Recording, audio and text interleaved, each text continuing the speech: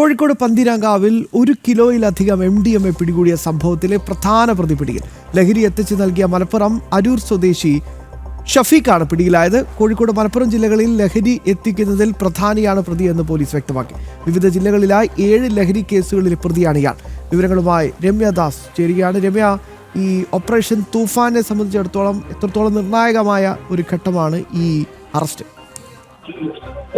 ശ്യാം ബാബു, ഏറ്റവും നിർണായകമായ ഒരു ഘട്ടത്തിൽ തന്നെയാണ് പോലീസും ഡാൻസാഫും എന്ന് പറയേണ്ടി വരും. ഈ കോഴിക്കോട് ജില്ല കേന്ദ്രീകരിച്ച് ശക്തമായ അന്വേഷണം ഡാൻസാഫിന്റെയും അതുപോലെ തന്നെ പോലീസിന്റെയും ഉൾപ്പെടെ ഈ തൂഫാനുമായി ബന്ധപ്പെട്ട ലഹരി മാഫിയക്കെതിരെ നടക്കുന്നുണ്ട്. ഇത്തരത്തിൽ മെയ് 8 ഈ കോഴിക്കോട് ഡാൻസാഫും അതുപോലെ തന്നെ പന്തീരങ്കാവ് പോലീസും നടത്തിയ ഒരു പരിശോധനയിൽ ഏകദേശം വിപണിയിൽ 35 ലക്ഷം രൂപ വരുന്ന MDMA കേസ് പിടിച്ചിരുന്നു. ഈ പിടികൂടിയ കേസിലെ പ്രധാന പ്രതിയാണ് ഇന്ന് രാവിലെ പുലർച്ചെ രാമനാട്ടുകരയിൽ നിന്ന് ഇത്തരത്തിൽ പോലീസും അതുപോലെ തന്നെ ഡാൻസാഫും പന്തീരങ്കാവ് പോലീസും അതുപോലെ തന്നെ ഡാൻസാഫും തമ്മിൽ പിടികൂടിയിട്ടുള്ളത്.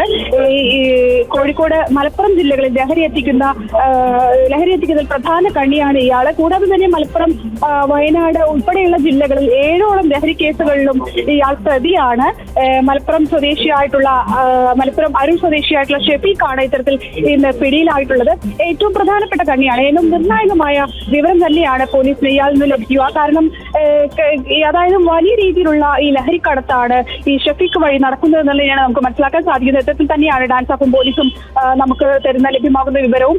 നിലവിൽ ഇപ്പോൾ കഴിഞ്ഞ മെയ് 8 നടന്ന ഈ ഒരു കേസിലെ പ്രധാന പ്രതിയാണ് ഇപ്പോൾ പോലീസ് പിടിയിലായിട്ടുള്ളത്. ശ്യാം ബാബു. യെസ്.